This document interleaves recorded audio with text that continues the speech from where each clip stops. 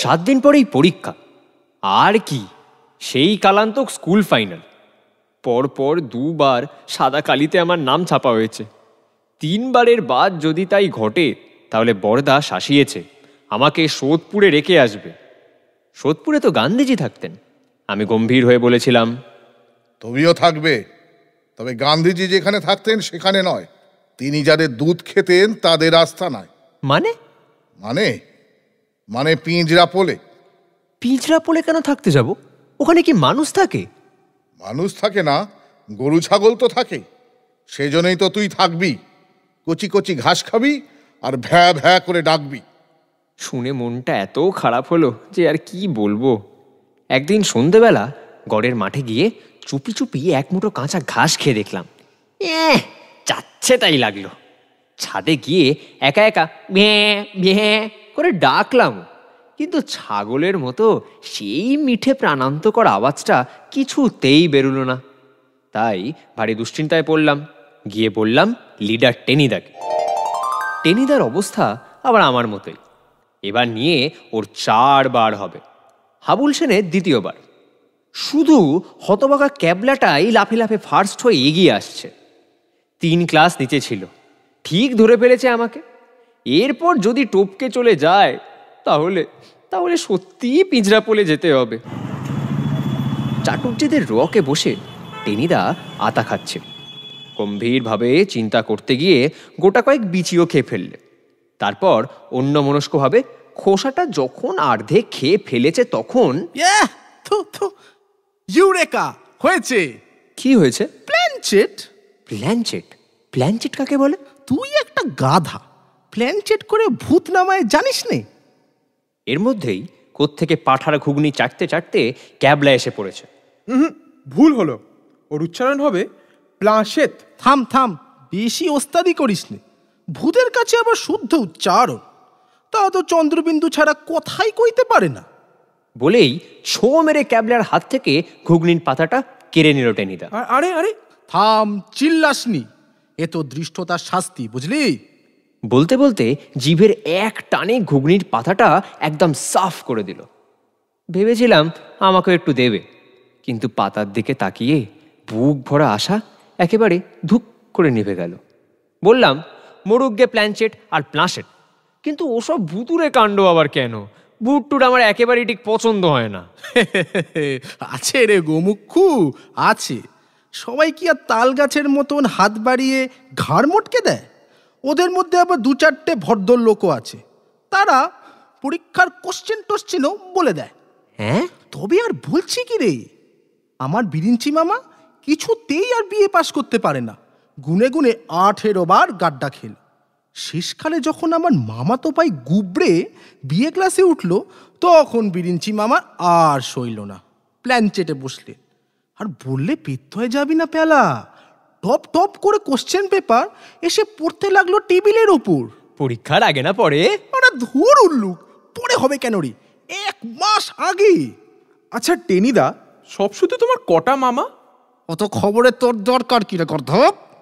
Police commissioner থেকে পকেটমার পর্যন্ত সারা বাংলাদেশে আমার যত মামা, তাদের লিস্টি করতে গেলে তো একটা গুপ্ত প্রেসের পঞ্জিকা হয়ে যাবে, তা জানিস? সানন্দে বললে হাবুল সেন। আমি বললাম, আমাদের অঙ্কের কোশ্চেন যে করেছে সেও কি তোমার মামা হয় নাকি? কে জানে, হতেও পারে। তাহলে তাকেই প্ল্যানচেটে ডাকো। চুপ কর বেল্লিক। জ্যান্ত মানুষ কি কখনো প্ল্যানচেটে আসে? ভূতকে ডাকতে হয়।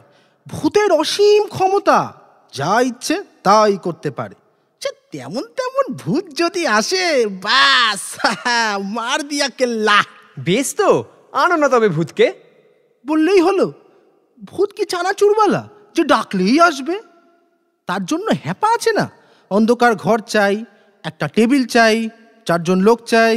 ঠিক আছে, আমাদের গ্যারেজের পাশে একটা অন্ধকার ঘর আছে, একটা পা ভাঙা টেবিল আমি দেব, আর 4 মধ্যে আমরা তো আছি। বাহ বাহ বাহ, গ্র্যান্ড। শুনে এত ভালো লাগছে না যে তোর পিঠে আমার 3টে চাটি মারতে ইচ্ছা করছে। সেই ইচ্ছা করলেও তুমি দেবে না। তাহলে আজ রাত্রেই? হ্যাঁ, আজ রাত্রেই। আমার কেমন যেন সুবিধে মনে হচ্ছিল না। ভুটটুট কেমন সব গোলমেলে ব্যাপার। কিন্তু 7 দিন পরেই যে স্কুল ফাইনাল, আর তার 1.5 মাস বাদেই পিঁজরা পোল।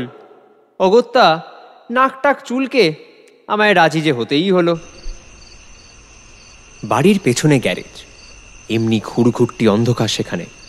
গ্যারেজের পাশে ছোট টিনের ঘরটা যেন ভুসো কালি মাখানো। গিয়ে দেখি ক্যাবলা সব বন্দোবস্ত করে রেখেছে। একটা পায়া ভাঙা টেবিল, তার চারদিকে 4টি চেয়ার, একটু দূরে দড়ির সঙ্গে ছোট একটা বস্তা ঝুলছে। টেবিলের ওপরে ক্যাবলা একটা মোমবাতি জ্বেলে রেখেছিল, তার আলোতেই সব দেখতে পেলাম। বস্তাটা দেখিয়ে হাবুল বললে, ওইটা কি ঝুললে আছে রে? খাওয়ন দাওয়ানের কিছু আছে নাকি? পেট সর্বস্ব সব, খালি খাওয়া দাওয়াই চিনেছে। ওটা বক্সিংয়ের বালির বস্তা। ভূত আইসা ওইটা লইয়া বক্সিং করবে নাকি? ওটা ছোড়দার। থাম, এখন আর বাজে বকিস নে, এবার কাজ শুরু করা যাক। তা হ্যাঁ রে ক্যাবলা, এদিকে কেউ কখনো আসবে না তো? না, সে ভয় নেই। তবে একটা কাজ কর, দরজাটা বন্ধ করে দে। ক্যাবলা দরজা বন্ধ করে দিল।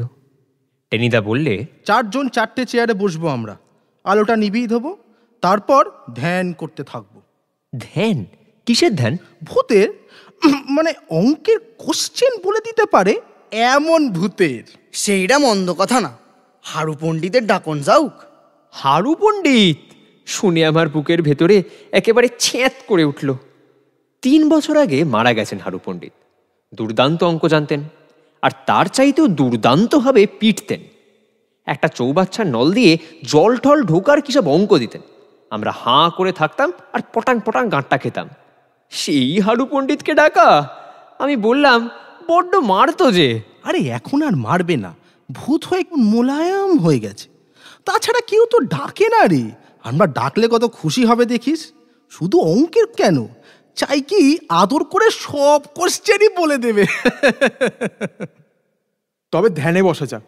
হ্যাঁ ভাই, একটু তাড়াতাড়ি, বেশি দেরি হয়ে গেলে বড়দা কান পেঁচিয়ে দেবে। আমি বলে এসছি ক্যাবলার কাছে অঙ্ক কষতে যাচ্ছি। আমি আলোটা নিভিয়ে দিচ্ছি, তার আগে শেষ কথাগুলো বলে নি। সবাই হারু পণ্ডিতকে ধ্যান করবি, এক মনে এক প্রাণে। সেই দাড়ি, সেই ডাঁট ভাঙা চশমা, সেই টাক, সেই নস্যি নেওয়া। সেই গাঁটটা? চপ, বাজে কথা এখন বন্ধ। শুদ্ধ ধ্যান, এক মনে এক প্রাণে, শুদ্ধ প্রার্থনা। স্যার দয়া করে একবার আসুন, আপনার অধম ছাত্রদের পরীক্ষার কোশ্চেনগুলো বলে দিয়ে যান। আর কিছু নয়, আর কোনো কথাই নয়। আচ্ছা, আমি আলোটা নিভিয়ে দিচ্ছি। 1 2 3। টুক করে আলো নিভে গেল। বাপস, কি অন্ধকার! দম যেন আটকে যায়। ভয় আমার গা শিরশির করতে লাগলো। ধ্যান করব কি ছাই, এমনিতেই মনে হচ্ছে চারদিকে যেন ষাঁড় বেঁধে ভূত দাঁড়িয়ে আছে। তবু ধ্যানের চেষ্টা করা যাক। কিন্তু কি যাচ্ছে তাই মশা এ ঘরে, পা দুটো একেবারে ফুটো করে দিচ্ছে। অনেকক্ষণ দাঁত খিচিয়ে আর পারা গেল না, চটাস করে একটা চাঁটি মারলাম। ও টেনিদা, ভূতে আমার পায়ে ঠাই করিয়া একটা সোপার মারছে। শাট আপ, ধ্যান করে যা। কিন্তু আমার এই যে সোপার মারলো। ধ্যান না করলে আরো মারবে, চোখ বুজে বসে থাক। আমি একদম চুপ। এ হে হে, ভারী ভুল হয়ে গেছে। অন্ধকারে নিজের ঠ্যাং ভেবে হাবুলের পায়ে চড় মেরে দিয়েছি। আরও কিছুক্ষণ কাটলো, ধ্যান করার চেষ্টা করছি, কিন্তু কিছুতেই কিছু হচ্ছে না।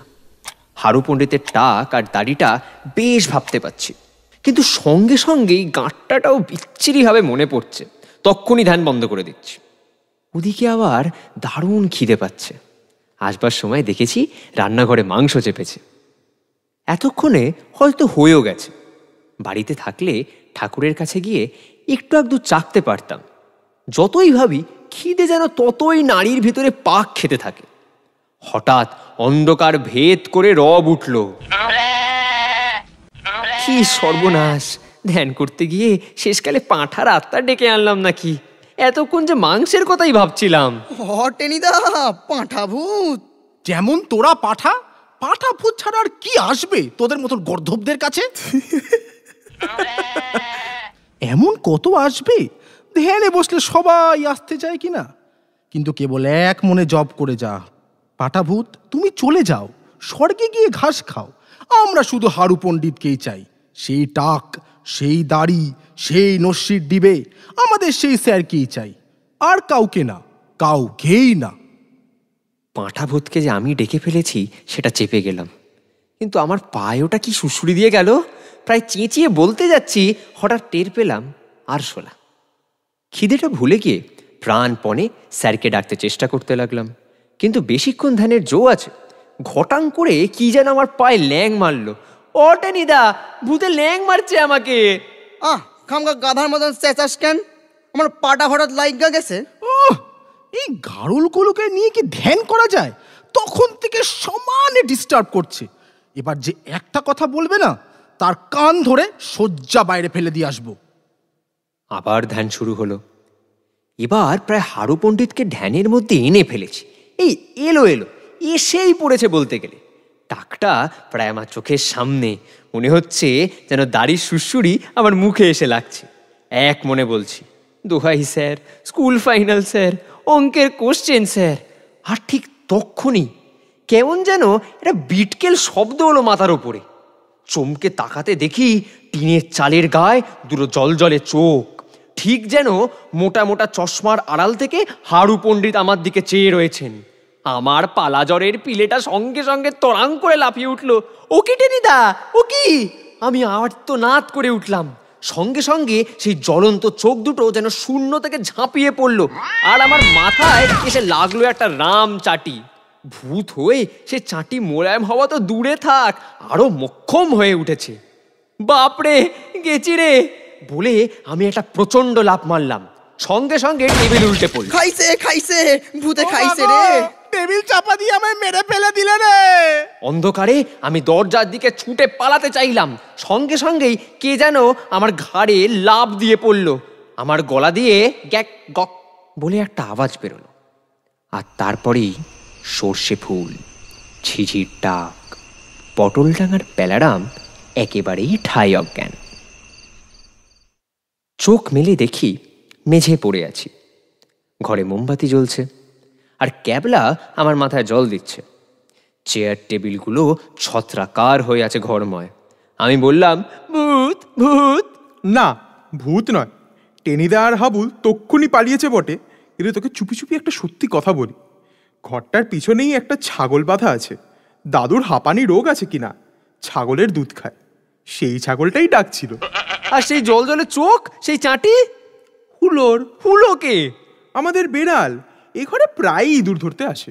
কিন্তু হুলো কি অমন চাটি মারতে পারে? চাটি মারবে কেন রে বোকা? তুই চেঁচালি, ভয় পেয়ে হুলো চাল থেকে লাফ দিল।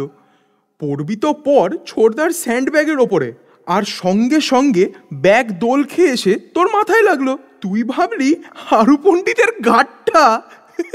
আর আমার ঘাড়ে অমন করে লাফিয়ে পড়লো কে? হাবলা ভয় পেয়ে বেরোতে গিয়ে তোকে বিধ্বস্ত করে চলে গেছে। আমি আবার চোখ বুঝলাম। ক্যাবলার কথাটাই হয়তো ঠিক, কিন্তু আমার মন বলছে ওই হুলো আর বাড়ির বস্তার মধ্যে দিয়ে সত্যি সত্যি হারু পণ্ডিতের মোক্ষম চাঁটি এসে লেগেছে আমার মাথায়। কারণ পৃথিবীতে অমন দুর্মদ চাঁটি আর কেউ হাঁকড়াতে পারে না, আর কিছুতেই না।